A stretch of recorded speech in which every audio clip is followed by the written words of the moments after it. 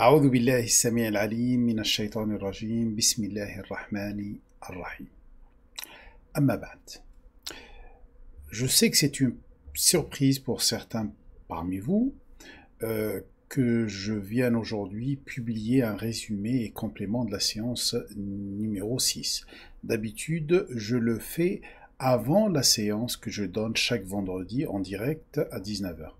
Mais j'ai remarqué que ça nous prend tout le temps, c'est pour ça que j'essaye de faire des résumés, des compléments en dehors de la séance en direct, car je suis conscient que la quantité d'informations que je vous donne chaque semaine, elle est énorme, et j'essaye de la simplifier à travers le résumé. Et bien sûr, notre but, c'est la pratique. N'oubliez pas que ce soir, tout à l'heure, c'est-à-dire nous avons un rendez-vous à 19 heures pour la séance numéro 7.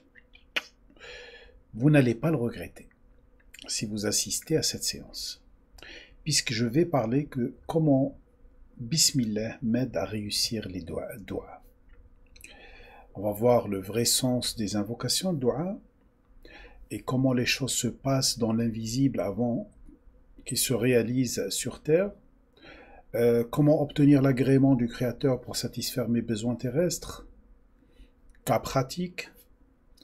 Le cas pratique, ça va être quel doua pour se marier, réussir son mariage et avoir une bonne descendance. Alors ne ratez pas la séance de tout à l'heure.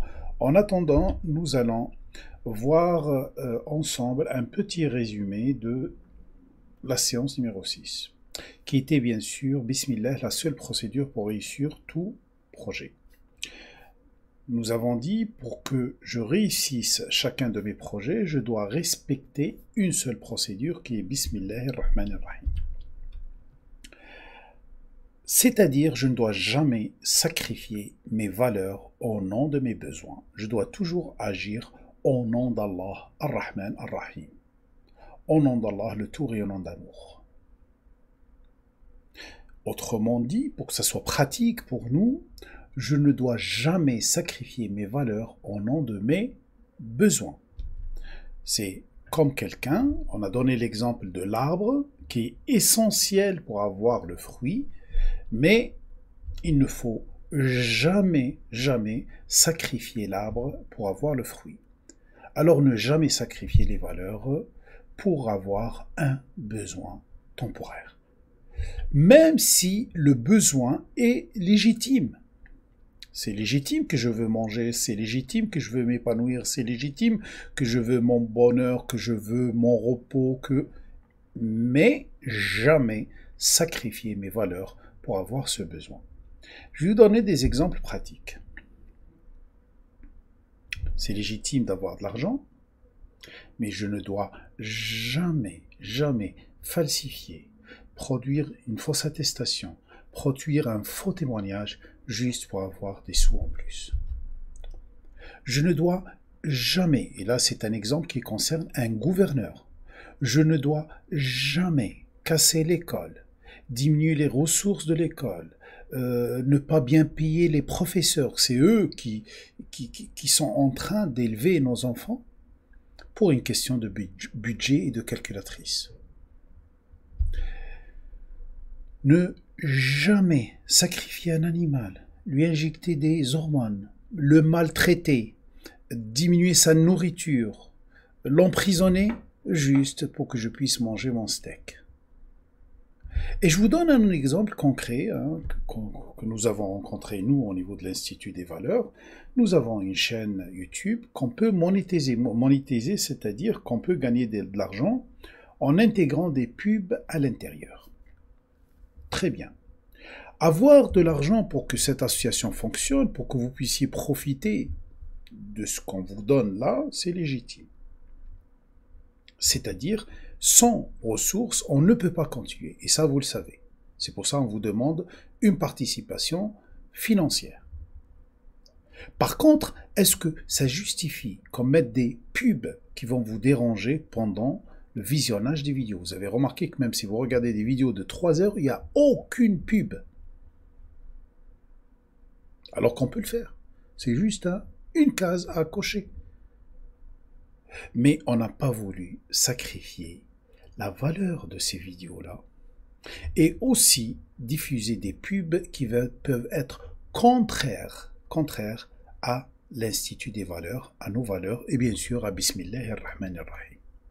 Alors c'est pour ça, je ne dois jamais sacrifier mes valeurs au nom de mes besoins. J'espère que c'est clair. Pour aller plus loin, je peux dire que Bismillah ar-Rahman ar-Rahim porte un sens. J'exécute toute action. Je prends toute décision selon les normes, les valeurs et les qualités définies par qui? Définies par moi? Par le contexte? Par l'environnement? Par un supérieur? Non, définies par le créateur de ce monde, le tout rayonnant d'amour. Le contraire, c'est j'exécute toute action, je prends toute décision selon mes besoins et qui sont aussi définis par le créateur de ce monde, le tout rayonnant d'amour. Et c'est ça qui nous induit des fois en erreur. C'est pour ça que je peux dire que dans le premier cas, les valeurs contrôlent mes décisions, mais dans le deuxième cas, c'est les besoins qui contrôlent mes décisions. Et voilà toute la différence. Certains ont profité pour donner des théories telles que, par exemple, là, la pyramide de Maslow, beaucoup d'entre vous le connaissent, en parlant des besoins physiologiques de l'être humain, besoins de sécurité, besoins d'appartenance, et que l'être humain, pour s'élever dans cette pyramide, il doit assurer ses besoins. Justement, si on suit cette pyramide, on risque d'être dans la configuration où j'exécute toute action selon mes besoins. Loin, bien sûr, de Bismillah ar-Rahman ar-Rahim. Cette pyramide, elle est très dangereuse puisqu'elle est axée sur le besoin. D'ailleurs, comme la plupart de ceux qui parlent, ceux qui sont dans les sciences humaines, qui ne tiennent compte que des besoins. Et alhamdoulilah, heureusement que maintenant, beaucoup de gens commencent à parler des valeurs, des qualités, même s'ils ne parlent pas des valeurs divines, mais ils parlent au moins des valeurs universelles. Alors vous allez me dire, mais quel est le modèle de cette pyramide dans le Coran? Ou le modèle, on va dire, opposé à cette pyramide? Il faut déjà comprendre que je dois toujours avoir en tête que j'ai des besoins, c'est légitime, mais je les cherche où et comment? Je les cherche auprès de lui, en s'élevant spirituellement, en activant mes qualités et mes valeurs. Car, regardez ici, sur la base de cette pyramide, ou plutôt, c'est ça la base, c'est-à-dire, c'est ça le début. Le début, c'est Bismillah ar-Rahman ar-Rahim, au nom d'Allah, le tout rayonnant d'amour. Pourquoi j'exécute tout en son nom? Puisque c'est lui l'auteur du bonheur. Alors si je cherche comme ici de m'accomplir, c'est-à-dire chercher le bonheur, je ne peux pas le trouver tout seul.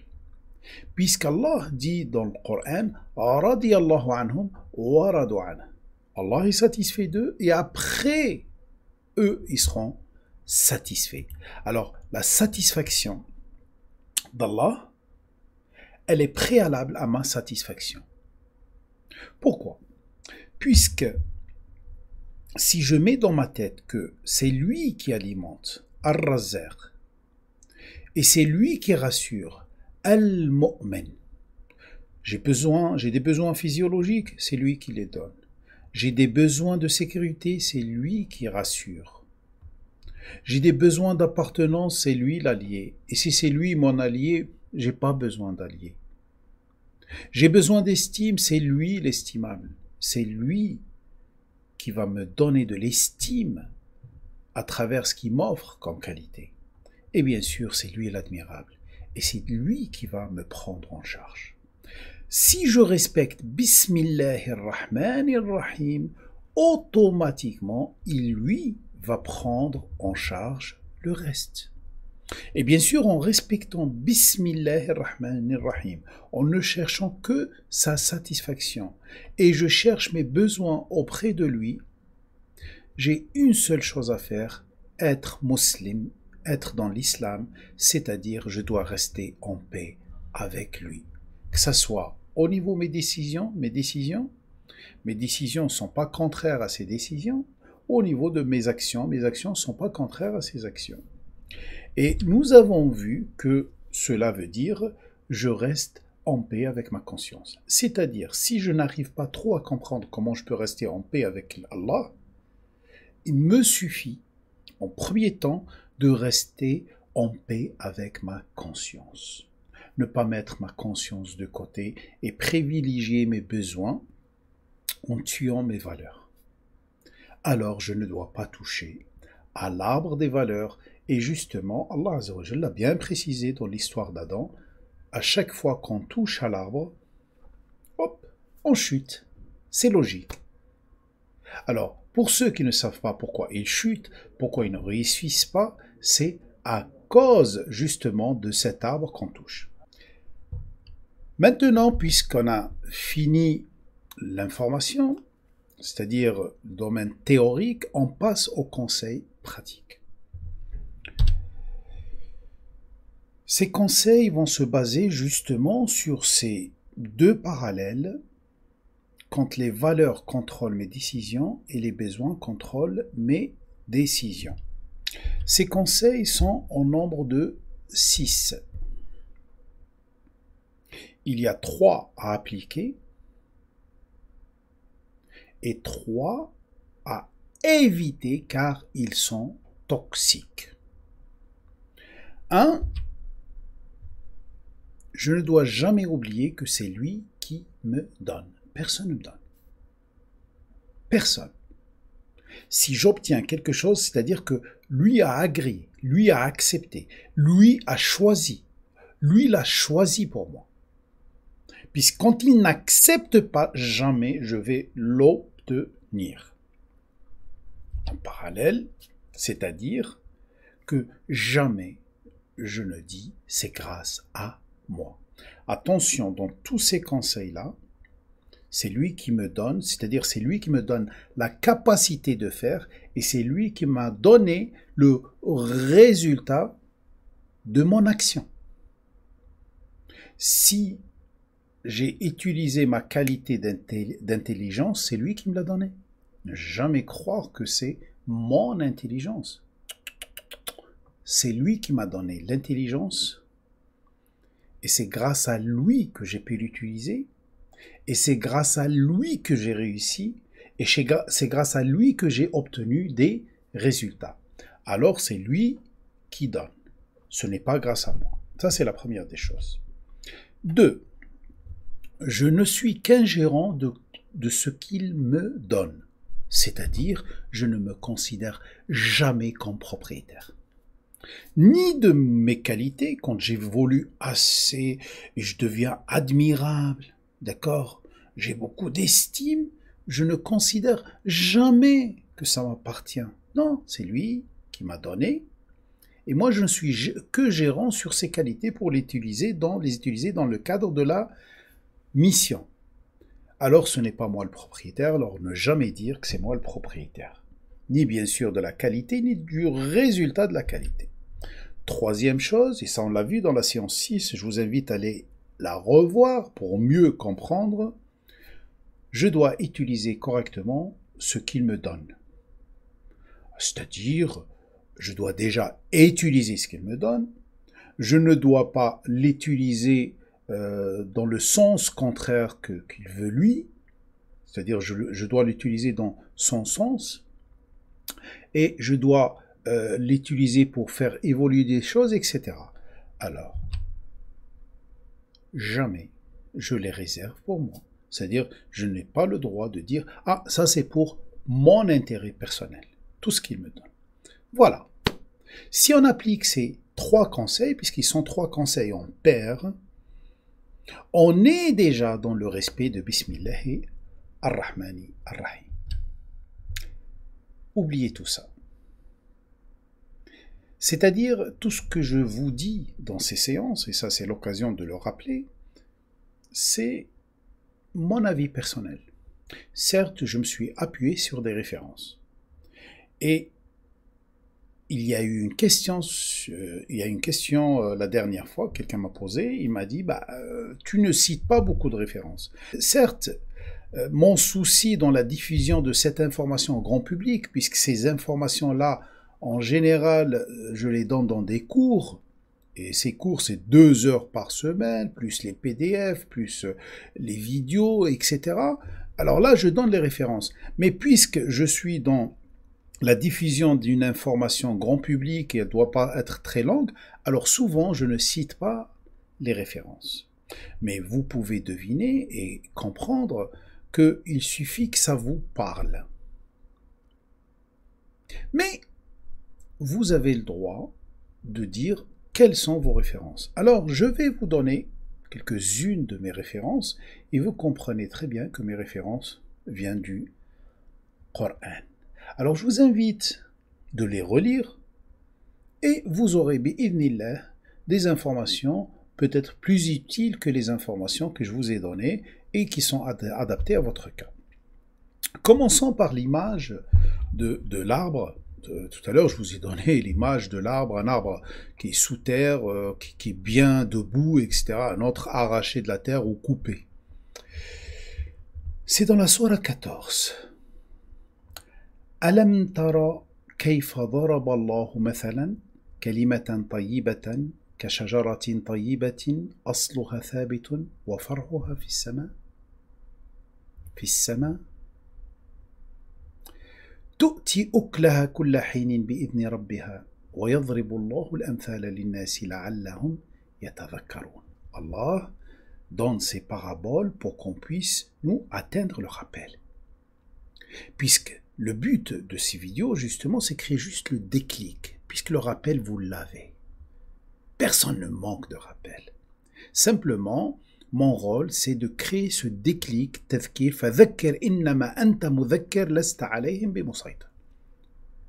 Toute personne qui vient parler du Coran, elle n'a qu'un rôle de rappeleur, on ne dit pas rappeleur, mais celui qui donne le rappel.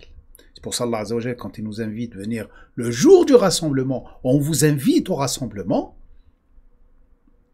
c'est pour avoir le rappel.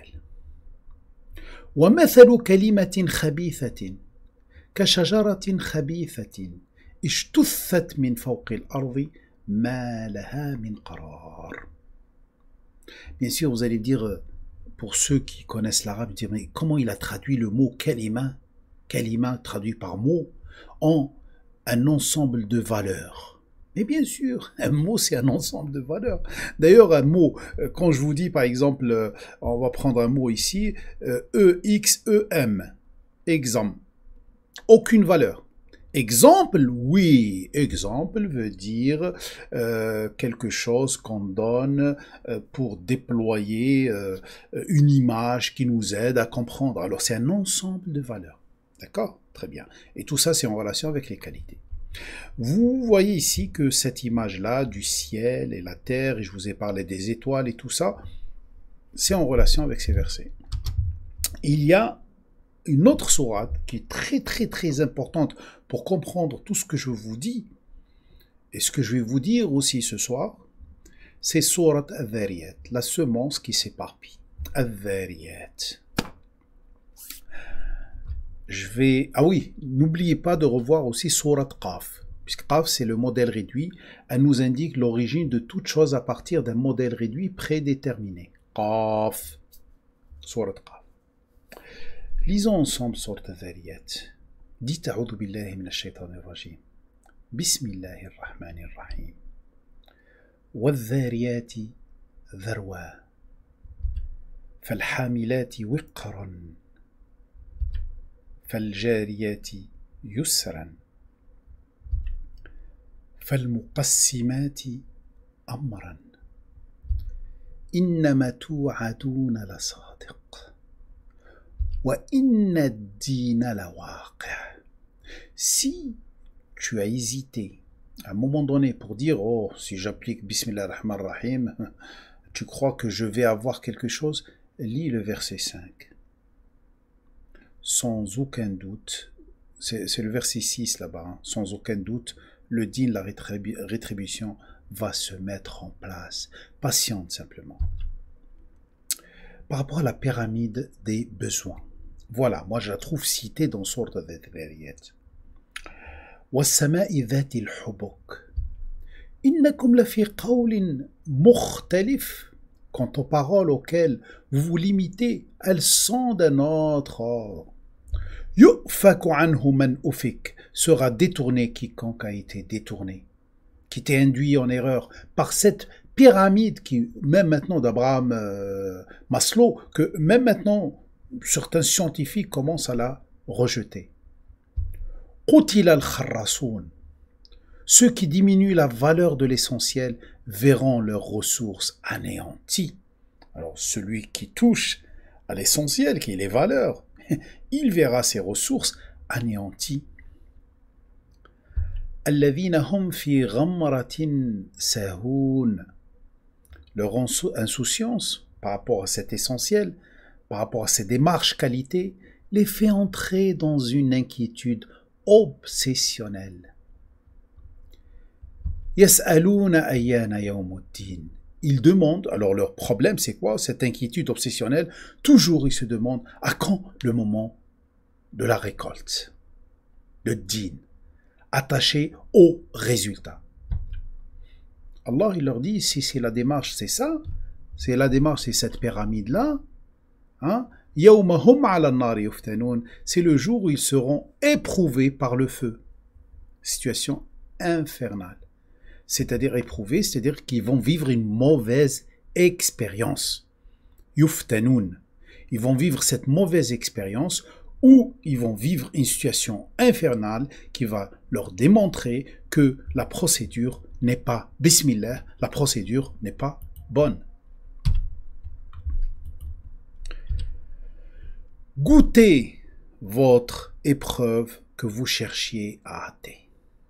ذوقوا فتنتكم هذا الذي كنتم به تستعجلون. Je vous laisse méditer. Quant à cette image, vous pouvez la découvrir en partie dans ces signes. Ceux qui étaient prudents sont entourés de jardins et pleins de ressources. Innal muttaqin fi jannatin wa uyun. Muttaqin, c'est ceux qui ont une bonne intention, font attention et ils sont attentionnés. Attention. D'accord? Ils font attention, ils ont une bonne intention plutôt, et ils sont attentionnés. Ils vivent, ils sont servis par l'invisible, c'est ça le Jannah. Wa'uyun et des ressources. آخذين ما آتاهم ربهم إنهم كانوا قبل ذلك محسنين. Ils cherchaient l'excellence à travers l'application des qualités divines.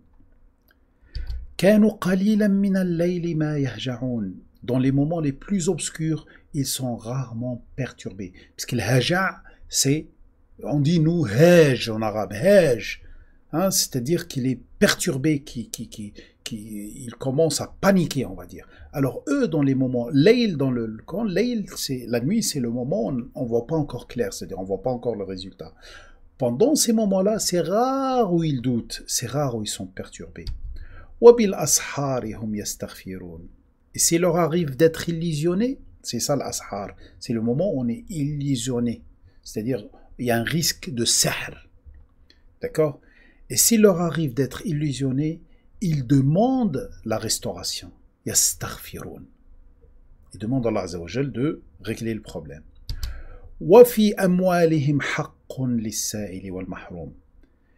Et une part réelle de leurs biens revient de droit aux demandeurs et à celui dont les besoins sont sacrés. Là, vous pouvez revenir à ce que je vous ai dit tout à l'heure. J'utilise ce que Allah me donne. C'est Allah qui donne. Je ne suis qu'un gérant et je dois utiliser ce qu'Allah Azza wa Jal m'a donné. Voilà, vous allez trouver plus de sens dans ces versets. Quant à l'image du ciel, que votre nourriture est dans le ciel, votre subsistance, etc., on continue avec le verset 20. Or, pour ceux qui ont la certitude, c'est-à-dire ceux qui rentrent dans un canal de certitude, il y a des signes évidents dans cette entreprise terre. Si vous regardez comment ça marche, comment poussent les arbres, comment le vent circule, comment le soleil se lève, comment la lune vient le soir, et la nuit et le jour, etc. Vous pouvez aussi avoir plus de signes.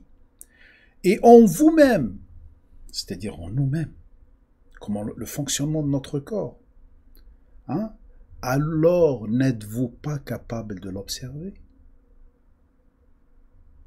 Avant que mon bras, ma main monte comme ça, il y a eu une idée dans ma tête, un petit programme qui dit à ma main monte. Alors tout provient de l'invisible, tout provient du ciel. Minas sama. Alors n'êtes-vous pas capable de l'observer? وفي أنفسكم أفلا تبصرون وفي السماء رزقكم وما توعدون. Dans le ciel est votre subsistance et ce qui vous est promis. Ce n'est pas sur terre, ce n'est pas dans la matière, c'est dans le ciel. Après Allah, il juge par le responsable de l'évolution du ciel et de la terre. Cela est aussi réel que le fait que vous transformiez vos idées en paroles. Tu vois l'idée? La parole, avant qu'elle se transforme en quelque chose de palpable, puisqu'on l'écoute, on l'entend, c'est des ondes, c'était des idées en forme d'ondes dans mon cœur, dans ma poitrine. Et après, elle se transforme à travers une expiration, en parole. Alors toute chose qui est dans le visible, elle était dans l'invisible. Voilà la réalité des choses. Et c'est qui gère l'invisible? Il n'y a que lui qui gère l'invisible. Par contre, il nous ouvre une porte, ouverture, et c'est ça, Surat al-Fatiha. Il nous démontre, il montre dans le Coran que Bismillahirrahmanirrahim nous ouvre une voie, une fenêtre sur cette programmation. Et nous avons fini. Rendez-vous ce soir, Inch'Allah. Voilà une partie de mes références, les versets de référence. Voilà une partie des versets ou des signes que j'utilise pour vous transmettre cette science du kitab, du mode d'emploi. Et bien sûr, il y en a d'autres. Alors n'oublions pas, ce soir, vous allez encore avoir plus de trésors du Coran. Et je vous laisse la surprise. Surtout quand je vais vous expliquer comment réussir le dua. En attendant, n'oubliez pas que l'association, l'Institut des valeurs, a besoin de vous, dons, de préférence réguliers. Alors, je vous invite à aller sur le site alakidition / faire un don et participer à ce projet, même avec 5 € par mois. Vous avez la possibilité même de donner 5 € par mois. C'est très facile à le mettre en place par carte bleue. Et ceux qui donnent plus, bien sûr, verront, Inch'Allah, leurs gestes multipliés. Wassalamu alaikum wa rahmatullahi ta'ala wa barakatuh. Et à tout à l'heure, Inch'Allah.